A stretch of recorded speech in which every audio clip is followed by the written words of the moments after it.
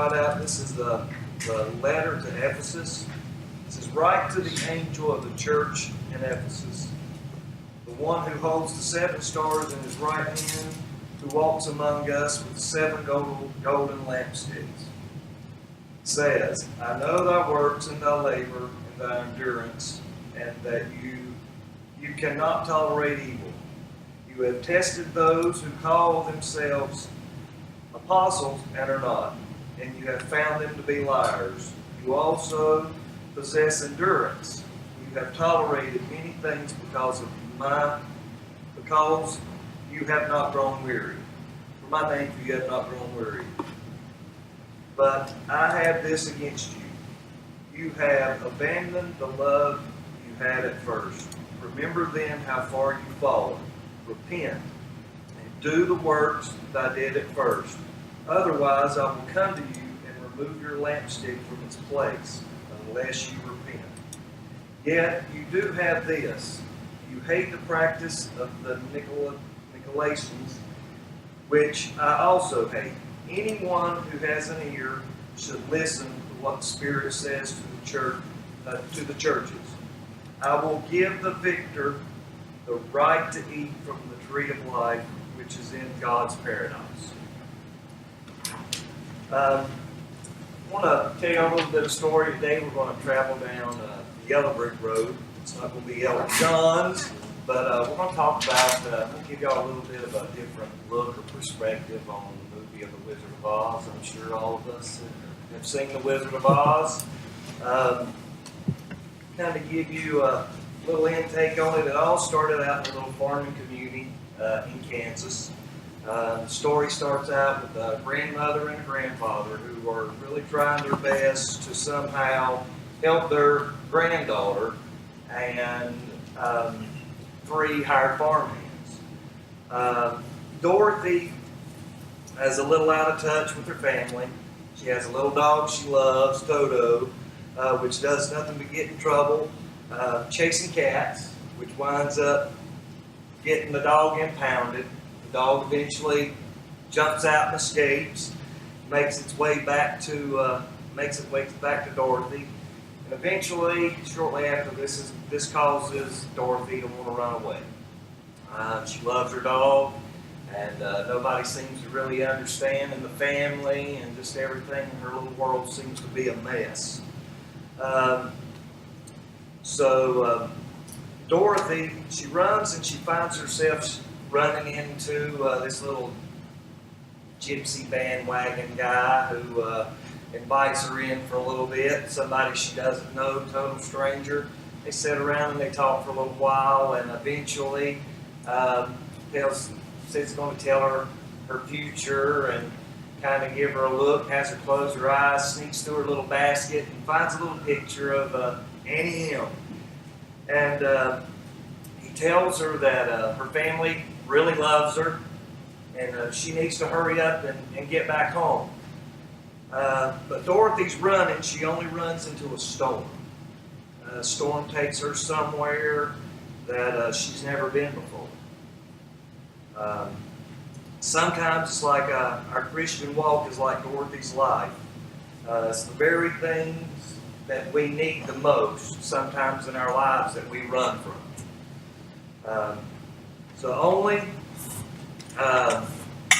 The only to wind up in her storm, the twist is her, spins her around in her life, gets everything mixed up, and it takes her to this faraway place that she cannot explain. The way she'll explain it is she'll call it Oz, the unexpected and the unexplainable. In our Oz, we experience people that we don't understand, and they don't understand us. Dorothy, like so many of us, we get confused with our life. It gets out of order, and seemingly sometimes seem to have no direction at all. Dorothy is called up in her little farmhouse. She gets back home. Big tornado comes, twists, twirls her, takes her up, and drops her off into a foreign land. And she lands on in Munchkin Land on top of a witch. Witch has red slippers on, and shortly after, Dorothy is encountered by the good witch of the good queen, witch queen of the West, who entitles her to these magical ruby slippers. As corny as it may sound, they told her the simple thing,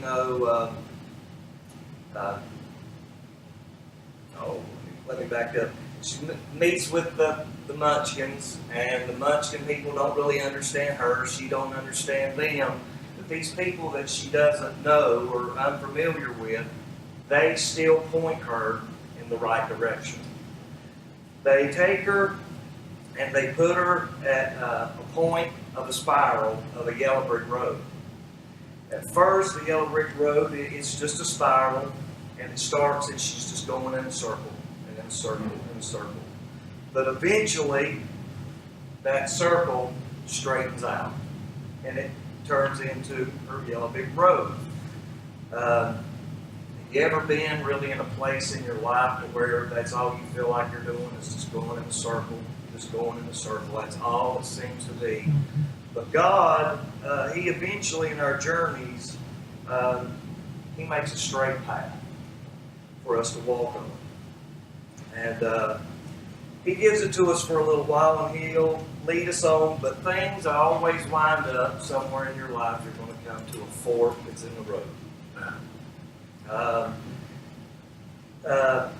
This kind of place in life is when you get to that fork in the road. That's where things can sometimes really get weird or strange, or we just don't understand. So this is where Dorothy meets her first person that is just as bad off, if not worse, than Dorothy. This person is called the Scarecrow. The Scarecrow, the story of the Scarecrow is he has a problem, and it's a simple problem. He doesn't have a brain. But Dorothy is in the same shape. Her head is scrambled. She's confused. She don't know which way to go. But the Scarecrow claims, even though he has no brain, he offers her that is something that is very valuable. He offers her something in a life storm, which was friendship. He offers to get her or help her get to the place that she needs to be or to get to, even if he doesn't get what he needs. Dorothy believes, and she talks with the Scarecrow and says, well, come with me. I'll follow you, come with me, and maybe the Oz, this wizard guy, will be able to he'll help you out. Isn't it just like God to put crazy people in our life sometimes? Those who seem to be worse off than us, but to help us get to where we need to be in the next part of our life or on our journey. Second character she runs into, he's frozen in time. A rainstorm come along, rusted him up, seized him. So he is just seized in this one moment in time that he can't get out of. So eventually they're walking around hearing his mumbling, and they finally get an oil can and they unfreeze him and find out the true nature of his problem. He has no heart. Simple words, he's heartless. That can be taken in many ways. Heartless can mean that you're without affection or love. But that wasn't his case. He was just void. So Dorothy tells him, come with us, follow us, help us through this journey, and maybe Oz, the great Oz, can help you with a heart. To get back to Dorothy's life and her storm that she's in, the storm that she's in has left her brokenhearted. Now that she realizes that what she had in Kansas was the best thing that she could ever have. I wonder how many of us in our life situations or where we're brokenhearted, something comes out in our life storm that's left us empty inside. Is it not strange when God sends us in these storms, sometimes someone who has who has a heart seems to be more damaged than ours, encourage us or encourage you that they will take you to a place to help you to where you can make it. And that they are willing to go on a journey so you can get your broken heart fixed. Imagine we've all grown up here in Wizard of Oz, but the third character is the one I seem to probably could relate to my life a little bit more, and this is the Cowardly Lion. Cowardly Lion is the lack of courage. You see, the Cowardly Lion has grown comfortable with where he's at, living in the forest by himself, no doubt within view of the Emerald City, a place of hope that he had grown accustomed to. He had a motto, and his motto was, "What's the use to even try?"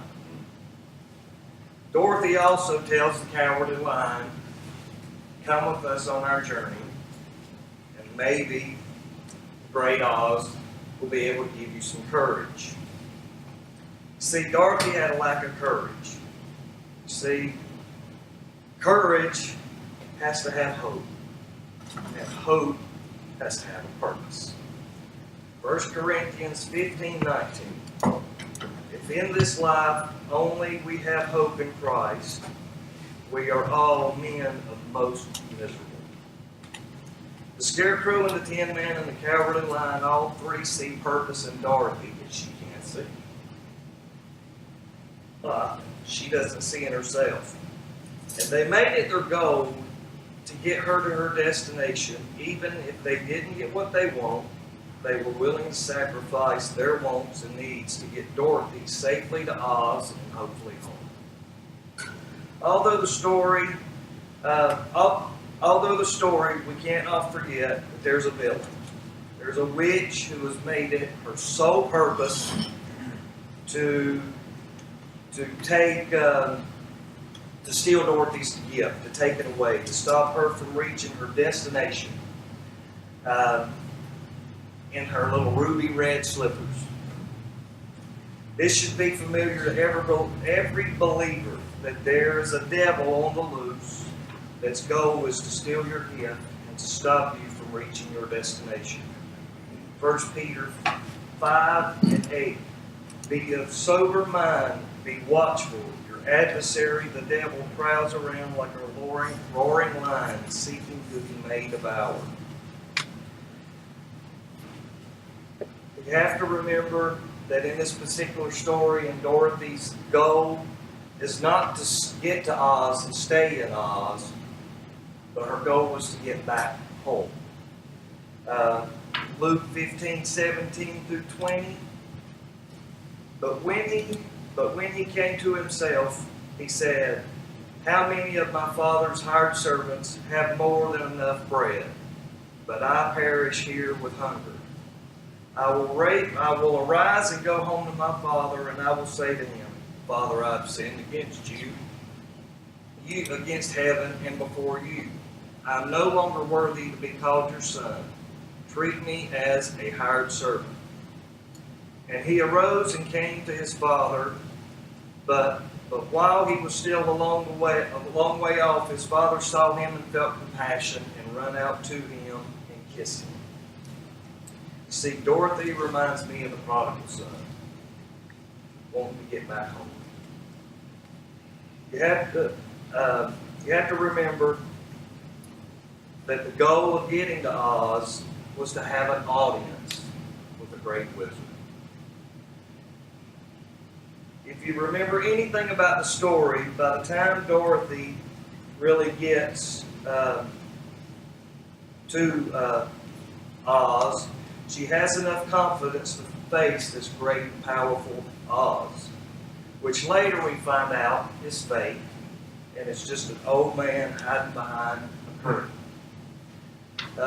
Who is also, prior got caught up into a life storm, which took him to Oz, and where he stayed for a little while until Dorothy come along and his direction changed. I know some people might think it's a little unethical that I mention wizard or witch in a sermon, but really it's the only analogical way I could find it for it to work out in the sermon. So I hope that part really didn't offend anybody. But Hebrews 4:16 says, "Let us come boldly before the throne of grace, that we may obtain mercy, find grace in time of help and need." We don't have a wizard, we have a king. Not just a king, we have the King of all kings, the Lord of lords, who invites us, just as Hebrews 4 says, let us come boldly. It's only through his guidance and his direction that the prodigal son, or us, ever find our way back home. Amen. All the wizard had ordered Dorothy, all that the wizard offered Dorothy was a hot air balloon. He's going to put her in a hot air balloon to lift her back off and to get her back. But our God is not a wizard or a magician. Remember, our God heals confused minds, he fixes broken hearts, and he renews courage. Psalms 37:23 says, "The steps of a good man are ordered by the Lord." The story of the Wizard of Oz, it ends up giving the Scarecrow a brain. He gives the Tin Man a heart. He gives the Lion some courage. And try to figure out how to get Dorothy back home, which failed.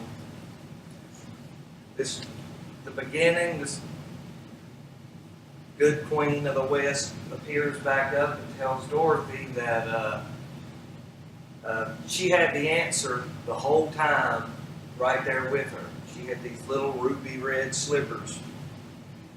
And all she had to do was close her eyes, tap her heels together 3 times and say, "There's no place like home."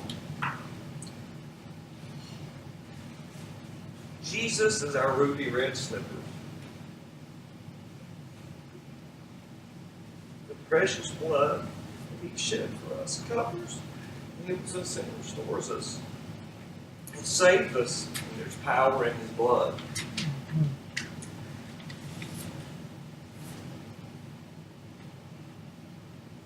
When Dorothy wakes up from her running, she is surrounded by the people that she was running from, the very people who loved her the very most, people who cared for her in one of the toughest storms of her life, for her family and friends. God has given us a church, family of God, that surrounds us during the toughest times of our lives. When the storms of uncertainty seem to twist us and throw us into places we don't understand, God has given us a spiritual family. It's called the family of God, by which God works by his Spirit and by his power to get us back to where we need to be. Kind of putting all of this really together is,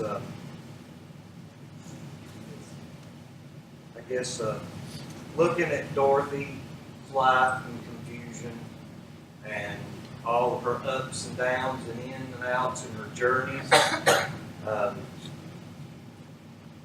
She makes friends along the way that she never knew she would meet. Strange people, weird people. Some got what they wanted, some got what they deserved.